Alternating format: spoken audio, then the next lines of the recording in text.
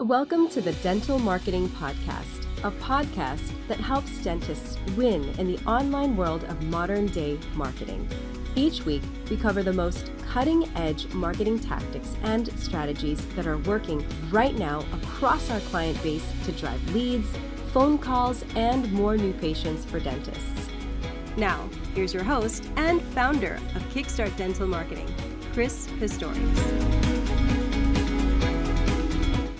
Welcome to the No BS Dental Marketing Podcast. I am your host, Chris Pistorius, and on this show, we talk about straight to the point, no BS tactics, tricks, and strategies to help you grow your practice. There's no fluff here, just great information.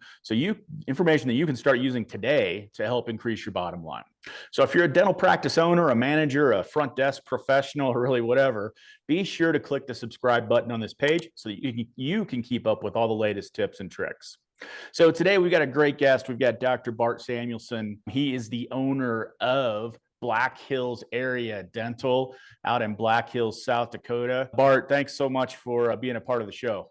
Yeah, thanks for having me. How's the weather? It's snowing. Is it? Yeah. It's snowing here in Denver too, so hopefully we're sending it your way. Yeah, for sure. Yeah, so a lot of people that's going to watch this podcast is going to be very interested to understand, and really the reason why they watch this, I think, it's not just because of me, of course, but they want to learn kind of the latest tips, strategies on things that are working in dentistry and how people run their practices and run them successfully. So why don't you give us a little background? How long have you been in practice? How long have you owned your own practice? I mean, how did you get started? Well, I took over this practice in 2006. Purchased it from a lady who was running it, and I kind of got in dentistry. I was a dental hygienist for 7 years before I went on to dental school. Wow. That's what pushed me into going on to dental school, and had a really great mentor here in Rapid City, and he was really awesome in kind of showing me the way in dentistry, and I really liked what I saw with him. And so I took this over in 2006, and went along ever since. And that's kind of what got me interested in dentistry, is the hygiene part of it and the healthcare. Yeah. I didn't know that. Tell me more. So you're probably the first one that I've talked to that really was a hygienist first. How did you get into to be a hygienist? And then what was that trigger that made you want to say, all right, done with the hygiene stuff, I want to be a dentist? Just the healthcare field. I was debating. I was kind of going back and forth with going into the nursing field or whatever, and or going to med school, and I just didn't really know what I wanted to do. So I talked to a lot of different people and around different areas, and then I got accepted into dental hygiene. Said, okay, this is great. I like the hours a little bit better than some of the other professions that I looked at, and that's just how it took off for me. And really enjoyed it. Really enjoyed the schooling that I went through for dental hygiene. And then I always knew, even when I started hygiene, that I wanted to be a dentist. That was just something I wanted. I knew I wanted to do it, and I'm like, I wonder if this is going to help. And yeah, it was great. So that's kind of the stepping stone I had to getting into dental school, and yeah. So yeah, it's been really good. So of the people you went to hygiene school with, how many of those people actually turned out to be dentists? Well, that's a great question. I don't know the answer. You're not sure? Yeah. I just don't know. I don't know if it's very few, or because it's a big commitment. You figure out and you're a hygienist, and you're making good money, and then just to say, okay, I'm going to quit and I'm going to go back to school and take on all this debt and load. And so it was just kind of it was a scary deal. And so yeah, to answer the question, I don't know how many actually hygienists. Yeah, it'd be interesting. Maybe we should do a study on that. I bet the number's pretty low though, because you're right. You got a pretty good job as a hygienist. Why? A lot of people maybe not have that drive like you did to take the next step. And, it's a scary proposition, right? You just did, you spent some money to be a hygiene major, and then you go and, spend more money to be a dentist. So that'd be interesting. So you're a dentist. I assume you're an associate first. Is that right? No, actually, that's a big thing too for me, is so I got done with school, and I ended up going and taking a huge loan out because I bought 2 buildings and the practice right out of school. Had all my student loan debt right out of school as well. And so it was scary. I think it was $1 million of loan I took out, plus I had all my student loan debt on top of that. Yeah. And it was just like, okay, I'm going to buy this practice, and that's how I started. And it was kind of trial by fire. You got all this money you're spending every month, and it was scary. It was heck yeah out of me, and thank goodness I was able to learn the business kind of as I went along, I had the lady who I bought the office from was really great to work with. She wasn't a great business person, but I just took the business and ran with it and really grew it. And so that's kind of how I kind of got into it. But it was scary. It was scary right off the bat. I was just like, oh boy, can I make this payment? Am I gonna, is this Yeah. gonna work? And yeah, it's a scary time. But Wow. yeah, here I am today. So Hey, risk is sometimes worth the reward, right? So yeah. that's incredible. What's one thing that, I know you were pretty young when you got into all this and, you jumped right into it. What's one thing that didn't turn out quite like you expected when you started your own practice? I think that initially when I started, it was trying to get everybody on board. The people that she had working for her, we had this new person that took over the business. It's like, who's this guy? And, trying to get everybody on board and working with me. And that was the hardest thing, is managing the staff. And that's still, Yeah. to this day, still the hardest thing, is managing the people that work for me. Yeah. That comes up a lot in these. And, I don't know if it's just now, or I think it's been kind of this way for a while, but it seems like it's hard to find good quality people that you want to work in your practice. Are you from the school of you would rather hire people that have some dental experience, or are you from the school of, let's hire based on personality and fit, and we can teach the dentistry stuff, especially for like front desk staff, things like that? Yeah, for front desk and stuff, it's the personality for sure. Okay. Obviously, you can't just do that with anybody coming off the street for hygiene position. Yeah. But yeah, it's a personality. You got to have the right personality that's going to fit with everybody. And that's the hardest thing sometimes, and is thinking you got the right person, and then no, you just don't. But that's the challenge, I think, is getting that right personality that meshes well with everybody else. Yeah, same thing in my business. It's I've been trying to figure it out. It's probably one of the worst things I enjoy about my job, probably, is I don't really like the hiring, firing process stuff.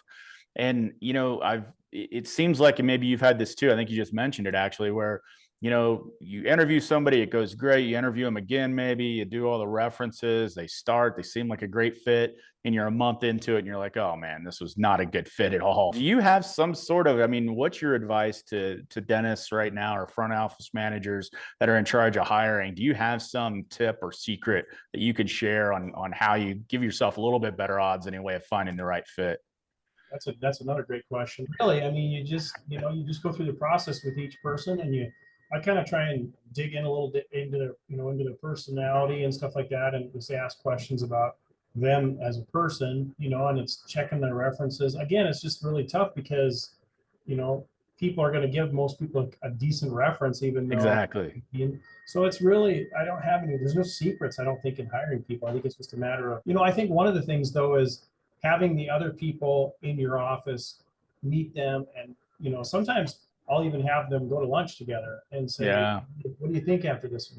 Does this person have a good personality? You think they'll fit really well with the office? And that's something I've done in the past too, that seems to help somewhat, to get to know them a little bit better. You get in an hour, how long do you get to know somebody, really? Yeah. I was talking with a dentist a month or two ago, and he actually will, maybe you've tried this, but they'll actually do a trial period first. And this is for hygienists, this is for an associate dentist, this is for everything that he has. And they'll actually do like a 30-day trial, and it's agreed upon before they start that, look, if everything goes well, great. And if not, we're gonna find somebody else. Have you ever tried that or heard of anybody else trying that? I do have a 90-day policy in mind. Every time I hire somebody, it's a 90-day trial period. Okay.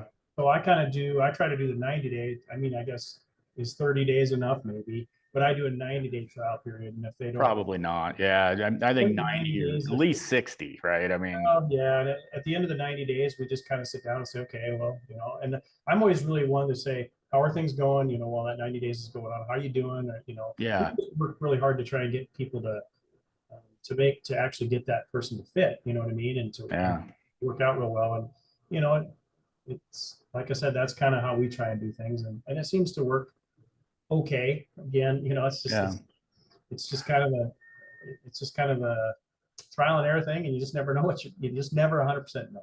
Yeah, you can't be. And you're from a little bit of a smaller area too. Black Hills isn't tiny, but so you've got a little bit smaller of a pool to choose from, right? Exactly. It's really hard, especially in dentistry, getting a hygienist or right now I'm looking for an associate too, and Oh, that's a really? Nice. challenge as well. And so, Yeah. and nowadays with nobody really wanting to work and stuff, it's really tough. Yeah, for me, it's, a lot of professionals now since COVID in my field, marketing, and it's all about working remote now, right? And that Yep. brings on a whole other set of challenges of, obviously, dental, you can't really do that, but just making sure people are doing what they're supposed to, just that is can drive you crazy sometimes. Absolutely, yep. So it's not one thing, it's another. But you mentioned you had a pretty good mentor when you kind of got involved in this. Was that the previous owner of this practice or somebody else? That was somebody else, not the previous Okay. owner of this practice. That was one of the ones that I worked for as a dental hygienist here in Rapid City. Oh, right. Where I Okay. started, and he's just he had a really good practice, and he just really we worked really well together, and I was able to see how he did things, and he was just a really, really good mentor. So Yeah. So even though you weren't an associate first, I guess really thinking of it as a, at the hygiene level, you kind of got a lot of good experience. And if you were paying attention, especially with that mentor on how to kind of get this thing done. So you had a little bit of an advantage there, right? I think I did. Yeah. I think that was huge for me. I think that helped a ton. Yeah. What excites you mostly about dentistry in the next 5 years? I think the technology is probably the biggest thing for me. Technology's awesome. The technology's coming to the forefront. We're getting to be able to do things with less discomfort for patients. Yeah. So I think that's probably the biggest thing. Yeah. For me. It seems like, it seems like every year that I'm doing marketing for dental practices is that GPs typically are trying to do more and more stuff in-house versus referring out. 20 years ago, root canal, any ortho, all that stuff was pretty much shipped out. Now it's like, it seems like GPs try to keep as much of that in-house. And I even have some practices that are doing things like Botox and things like that. Do you think that will expand? Do you think that the industry will start trying to do more spa type stuff as well? Well, no, we do Botox at our office too. So yeah, Botox is a bigger thing. I think that spa dentistry thing is kind of, people have tapped into that, I think, somewhat. Yeah. I guess I just don't know how big of a thing it is. People are tapping into the holistic dentistry, and again, is it, Yeah. doing things that are metal free, that aren't that big of a deal, that aren't an issue. Will that work out well for you? But yeah, I think trying to do a lot of different things. The big thing for me is if I try to do something and I feel like, man, I'm just not going to do it as well as the specialist is going to do it, then I'm going to refer that. Right. I was doing braces before, and I've been doing tissue grafts and all that kind of stuff. And the hard thing with being a general dentist, is the fact that if you can do it all and you can do it really well, awesome. But it takes a lot of training and a lot of, sometimes you may do something and you may not see that procedure for a whole month again. And because, man, do you feel confident doing that a month when you haven't done it every day, all day or whatever? So sometimes it's a little challenging. You know what I mean? Yeah, absolutely. And I think that's great advice. Don't do things you're not so comfortable with, because you can always refer out, right? And I think, I went through a lot of implant training. I sat through courses of GPs going to get trained of doing dental implants. And Dr. Engel, the one that was doing the training, was really adamant about that. It's like, you know what? Don't get in over your head. If it's a straightforward, simple procedure, that's how you learn and go from there.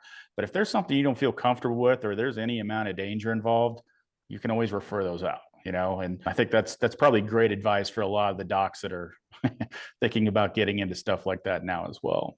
Yep. Yeah. Are you looking to grow your practice but are a little unclear on what the best way is? Let us help you out. We have over 13 years of experience in helping practices just like yours increase new patient growth. Just go to kickstartdental.com and sign up for a free strategy session where we will give you some great insights on how to take your practice to the next level.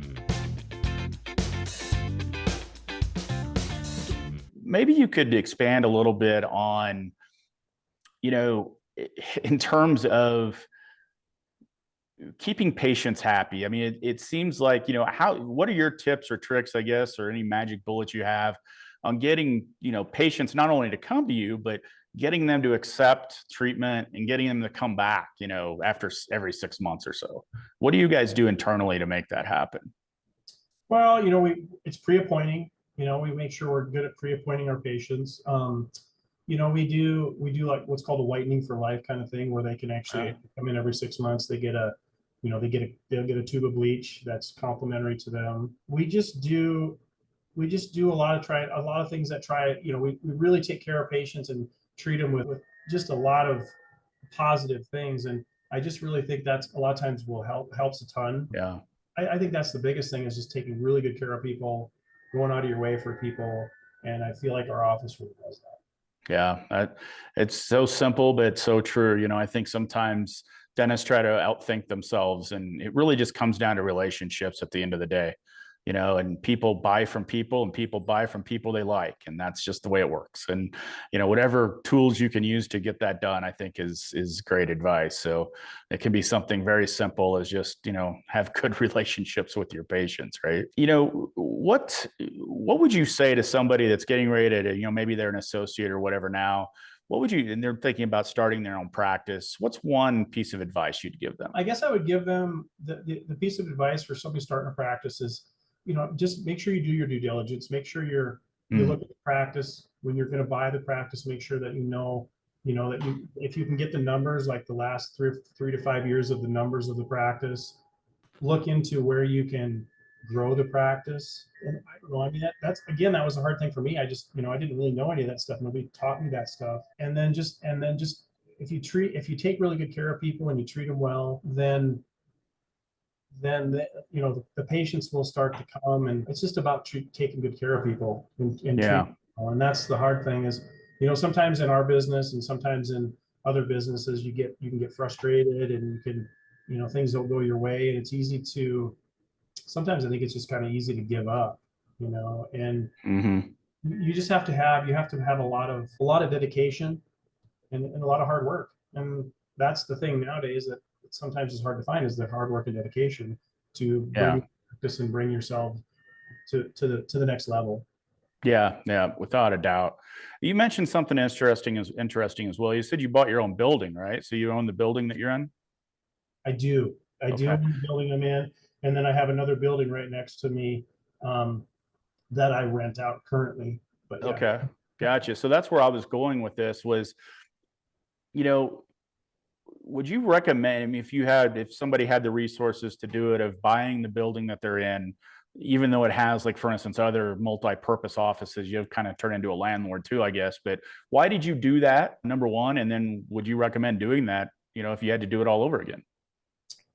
I like being able to purchase the buildings that were already existing. I think building a practice can be super stressful. Yeah. Looking back on it too, I feel that there's a lot of people who, they don't know how to equip it. They don't know the flow of it. And there's also people out there that can help you do that. There's people that can help you design your practice and design it. But I was building a new practice from the ground up. To me, that was a little bit overwhelming, and having no patient flow, hanging up your shingle. Yeah. Hey, I'm hoping the people are going to come in the door. The nice thing is I had an existing patient flow, so that was very, very helpful. So that's what I'd say is really important. Yeah, totally makes sense. It's just sometimes it comes down to dollars and cents, and it's every market's a little bit different too. Yeah. All right. Well, I'm going to wrap up here. I'd love to, if possible, maybe in 6 months or so, I'd love to check back in with you and do an update and just kind of see what's going on. But kind of my parting question here would be, what's in the future for you in the next 5 years? Are you thinking about expanding to other locations, growing what you have now? What do you think? I don't know. That the building that I have next door is rented out. My thought would be is, if I can get an associate, I've got room to put in a couple more operatories in this building and then utilize the other building for my staff and stuff like that. And so that's kind of my plan, is if I can get an associate in here and just see how that goes. That's the first step, is getting somebody in here that can help me. And that's a tough thing, is finding the right fit, finding the right person to come in and take care of people and get along with everybody. It's a tough deal. I was doing this with another doc, but we were looking at associates and what they make now. Does it seem crazy to you what associates are asking now, even for very little experience? it's ridiculous. I Yeah. mean, you got somebody like me who took all the risk, and I've Yeah. got all this super expensive equipment and consistent time and involvement here. And these associates want all this money coming out. They have no risk. They have no, Yeah. they got a lot of student loan debt. I get it, way more than I had, because the dental schools are so expensive now. Yeah. However, it's just, they have to put that, I think they have to put in the time and show that they can do what I've done. And then I think they're worth more, of it. But man, a lot of these associates want, they want 250,000 plus coming out of school. And it's just like, That's right. how am I going to pay? How can I pay you that when I don't have that flow coming in? Yeah, I mean, production has to be really good. And, a lot of times what I was talking about with this gentleman was that, not that they're using you, but there's a good chance that they're just using you as a stepping stone to go on to build their own practice, maybe right down the street from you.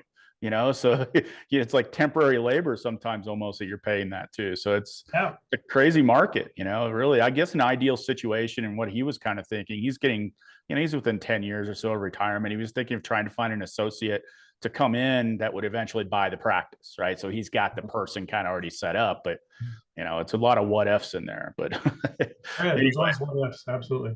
Yeah. Well, anyway, Dr. Samuelson, thanks so much for taking the time. I know how busy you are. And I want, very much thanks to everybody listening in today. If you like today's episode, please hit that subscribe button. We release a new episode like this almost every week to help busy dental professionals just like you get the most out of their marketing strategy. So thanks again, and we'll see everybody on the next episode. Thanks, Chris. Thanks for joining us this week on the Dental Marketing Podcast. Make sure to visit our website, www.kickstartdental.com/podcast, where you can subscribe to the show in iTunes, Spotify, or via RSS, so you'll never miss a show.